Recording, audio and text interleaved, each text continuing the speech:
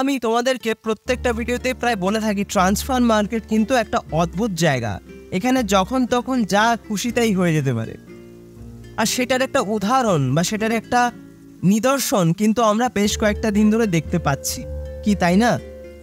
আর এই সব কিছুর কেন্দ্রবিন্দুতে কে আছে না, আনোয়ার আলী। প্রথমে জানা গেল আনোয়ার আলী কিন্তু মোহনবাগান সুপার জায়ান্টসে থাকছেন না, তিনি দল ছাড়তে পারেন, তিনি অন্য কোনো দলে যেতে পারেন। তার কারণ হিসেবে অনেক কিছু বলা হয়েছিল, তো সেই সব কথা কিন্তু আমি সেই ভিডিওতে বলেছিলাম। তো আমি সেই ভিডিওটার লিঙ্কও তোমাদের এই ভিডিওর আই বাটনে এবং শেষে দিয়ে দেবো, তোমরা দেখে নিও। এবং তার 24 ঘন্টা পেরোতে না পেরোতেই আরও একটা আপডেট কিন্তু বেরিয়ে আসলো যে না, হয়তো আমি আগের ভিডিওতেও বলেছিলাম যে আপাতত সমস্ত সমস্যা হয়তো মিটতে চলেছে, যার ফলে এটা শোনা যাচ্ছিল যে না, আনোয়ার আলী কিন্তু মোহনবাগান সুপার জায়ান্টসেই থাকবেন।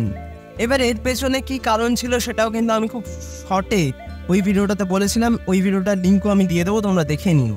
কিন্তু ওই কথায় আছে না, শেষ হয়েও হইল না শেষ, সেরকমই কিন্তু হতে যাচ্ছে ব্যাপারটা।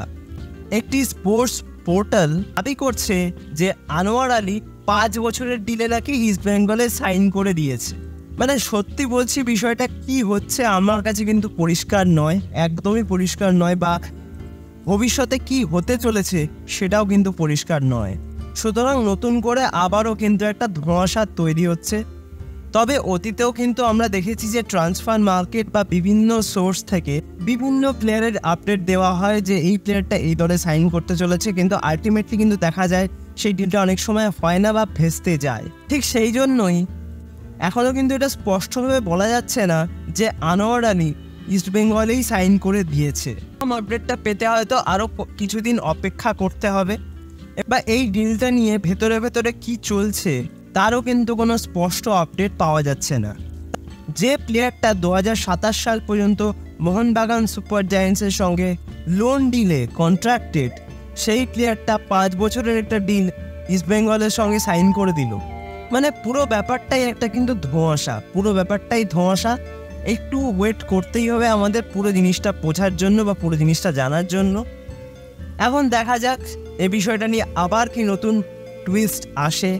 লাস্টে একটা কথাই বলতে হয়, পুরো ঘেঁটে খাওয়া হয়ে গেছে ব্যাপারটা। কি যে হচ্ছে, কে যে কোন দলে যাচ্ছে সত্যি কিন্তু বোঝা যাচ্ছে না। হ্যাঁ, এই বিষয়টা নিয়ে তোমাদের কি মতামত আমাকে একটু কমেন্ট করে জানিও তো, যে তোমরা কি ভাবছো কি হতে পারে বা কি হতে চলেছে।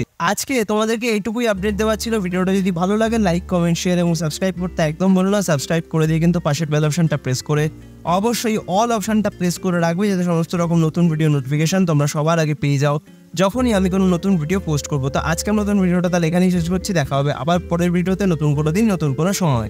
তোমরা ভালো থেকো, সুস্থ থেকো।